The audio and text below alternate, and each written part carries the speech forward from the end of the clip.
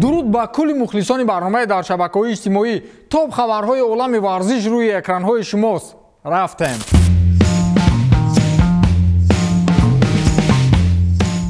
бадтарин мавсим барои мухлисони Арсенал. топ дастаи на танҳо Англия, балки кулли Аврупо ҳоло дар вартаи нокомӣ ва бемуваффақиятӣ қарор дорад.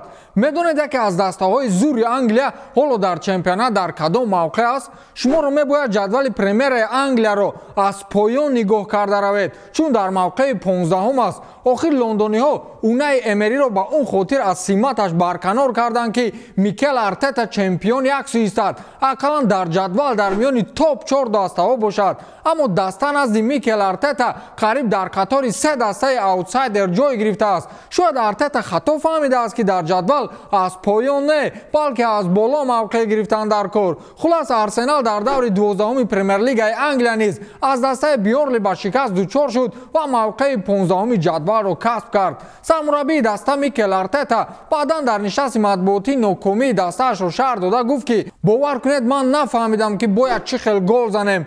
ҳоло мо дар вазъияти хело бад қарор дорем ва моро мебояд коре карда гол занем. ман дастаро ба чунин ҳолат овардам ва мо нақшаи нав кашидем ки бозии минбаъда умедворам дастболо мешавем. ман мефаҳмам ки дастаро қавӣ кардан дар кор, аммо чӣ хел гол заданро намедонам, қайд кардааст Микел Артета. шумо тасаввур мекунед ки яке аз мураббиҳои таърифии Аврупо чӣ хел гол заданро намефаҳмад? муҳтарам сармураббӣ, шуморо дуои озил гирифтааст. чаро яке аз беҳтарин нимҳиматгарони Аврупо дар кӯчаҳои Лондон сайру гашт карда гаштааст? бо ин бозие ки ҳоло Арсенал дорад, ҳатман мавсими оянда дар дивизиони дуюм чемпион мешавад.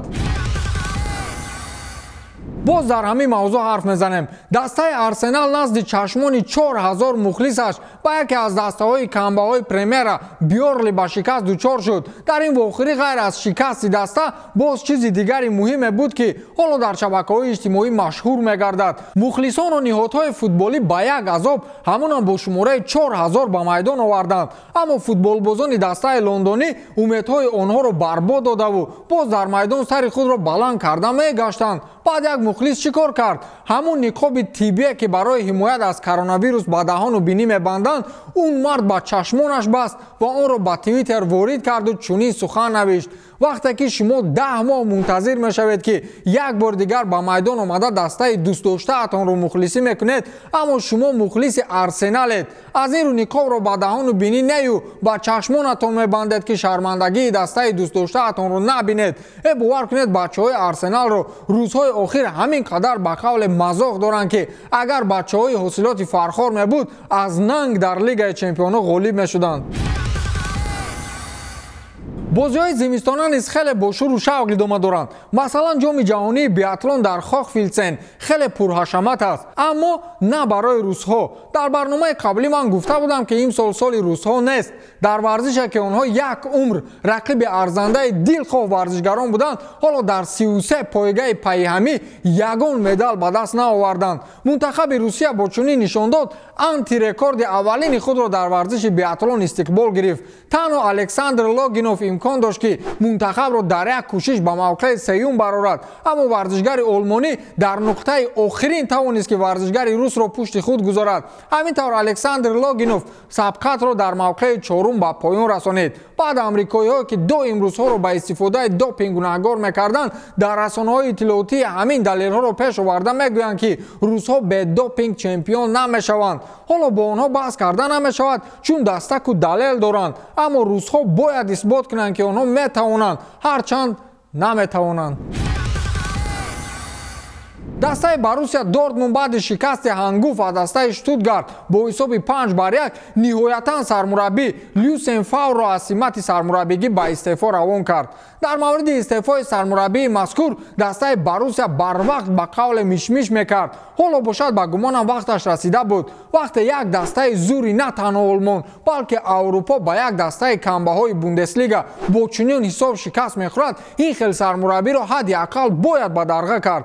баъди чанд лаҳзаи шикаст дар сомонаи расмии дастаи Борусия фармони истеъфои Люсен Фавр расонаӣ шуд ки дар шарҳи он мухлисон аз ин иқдом истиқбол гирифтанд. ҳоло маълум нест ки сармураббии нави ин даста кӣ мешавад, вале дар ин мавсим бо сармураббигии Люсен Фавр дастаи Борусия дар ҷадвали Бундеслига дар мавқеи 5-ум аст аст ки ҳар сол бо Бавария барои ҷои якум дастбагиребон мешуданд.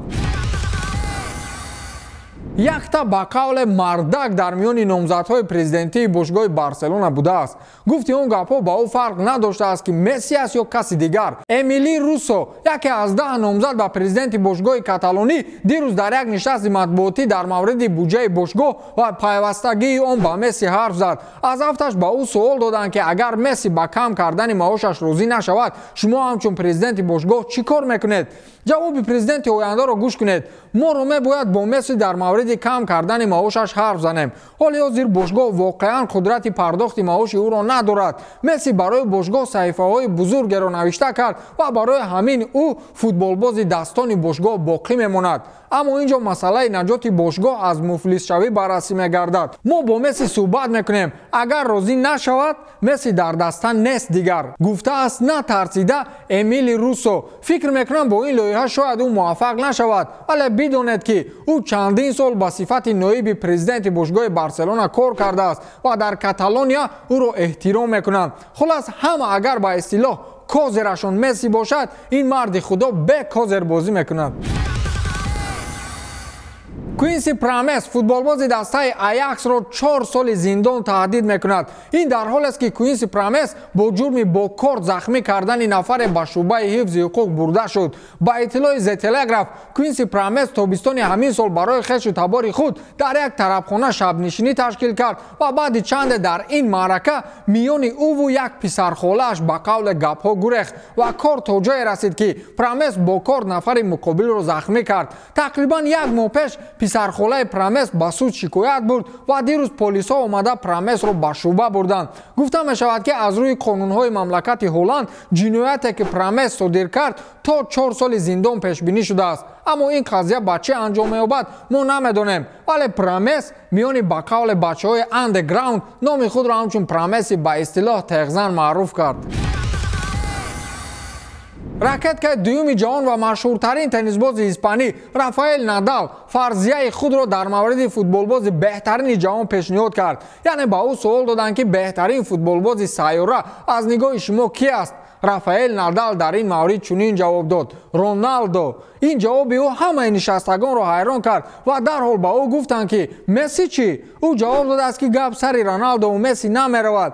ин мушкилтарин суоле аст ки шумо ба ман пешниҳод кардед. ҳоли ҳозир Роналдо ва Месси бо дастовардҳои бузурги худ ҳамаро тасхир карданд, аммо Роналдои бразилӣ беҳтарин футболбозе буд ки ман бо ӯ вохӯрдам. ӯ дар майдон то ҳамон осеби таърихӣ корҳое мекард ки ба ақл рост намеомад. ғайр аз ин ӯ бо амаки ман дар Барселона якҷо бозӣ карданд ва ман бо ӯ вохӯрдам. хеле шахси хоксор ва дорои хислатҳои инсонӣ буд. аз ин рӯ на Роналду, на Месси, Роналдои бразилӣ, иброз намудааст Рафаэл Надал. ан инро ҷавоб мегӯянд: на сих месӯзад, на кабоб ва фикр мекунам ки арзандаам ҳаст. дастоварди навбатии Роналду португалӣ бо 2 голи задааш дар бозии охири серия А ба дарвозаи Ҷеноа аз 400-умин ғолибияти даставиаш дар топ 5 чемпионатҳои Аврупо истиқбол гирифт. инро расонаи Опта Пауло дар саҳифаи твиттераш нашр кард. Криштиану Роналду якумин футболбозе сар аз соли 2000 аст ки дар топ 5 чемпионатҳои Аврупо 400 маротиба бо дастааш ғолиб омадааст. дар мавқеи дуюм Лионел Месси бо 365 ғолибият меистад. Ҷанлуиҷи Буфон бошад бо 360 ғолибият дар ҷои сеюм аст. ҳамин саҳар ҳамон дӯсте ки маро доим мегуфт дар ҳамин ҷо Месси дар ҷои якум наёфтамда. якеашро таъриф кунему дигарашро не. ба фикрам инашам ба қавле номардӣ мешавад. дар пешорӯи дастоварди таърихии Криштиану Роналду Месси ҳам қафо нест. Лионел Месси бо охирин голи задааш ба дарвозаи дастаи Леванте аз 642-умин голаш танҳо дар дастаи Барселона истиқбол гирифт ва як голи дигар барои шикастани рекорди таърихии шоҳи футбол Пеле боқӣ монд. Пеле низ ҳангоми фаъолияташ дар дастаи Сантоси Бразилия ба задани 643 гол даст ёфта буд. ин ҷо рӯйхати нафароне ки дар як даста ба задани голҳои зиёд даст ёфтаанд тартиб дода шуд ки ҳоло ҳам Пеле дар мақоми аввал ва Месси бошад дар мавқеи дуюм аст ки ба фикрам чанд рӯз пас ҳардуяшон ҷойиваз мекунанд. агар Месси якум бошаду Пеле дуюм, бадшоҳи футбол бояд кӣ бошад? албатта ки Пеле. дар доираи асоситарин рақобати АСА 115 дирӯз санаи 13 декабр Магомед Исмоилов Иван Штирковро мағлуб намуда аз хатми маснади варзишии хеш бо усули Ҳабиб эълон кард. Рақобати равзгарони русӣ Магомед Исмоилов ва Иван Штирков бо пирӯзии Исмоилов дар 3 давр анҷом ёфт. Пас аз ин рақобат Исмоилов аз хатми маснади варзишии хеш бо усули Ҳабиб эълон намуд, вале инро ҳамагон шӯхӣ пиндоштанд. Равзгарон давоми 3 давр бо ҳам рақобат намуданд, вале ахиран доварон пирӯзиро насиби Исмоилови 34 сола донистанд. мехоҳам бо касоне ки ин нафарро бар муқобили ман равзгари нотавон ё ба қавли андердог гуфтанд даҳонашонро баста кунанд. гуфта буд пас аз анҷоми рақобат Исмоилов дар мавриди маҳорати Штирков: ман айни ҳол дастпӯшакҳоямро дар замин мегузорам, шумо пазмон мешавед, ростӣ пазмон мешавед. дар чунин ҳол бошад ман шуморо нороҳат намесозам. раҳмат ба ҳамаи касоне ки маро дастгирӣ намуданд, илова намуд Магомед Исмоилов. ҳангоми суҳбат пас аз анҷоми рақобат Магомед Исмоилов бо пирӯзии худ бар муқобили Иван Штирков аз чорумин пирӯзии паиҳами худ истиқбол гирифта дар омораш ҳамакнун 18 пирӯзӣ, 2 бохт ва 1 мусовӣ дорад. воқеан мо ба истеъдоди нотакрори ба истилоҳ аратори рақобатҳои омехта пазмон мешавем. ва ҳамин тамом, то дидор, хайр.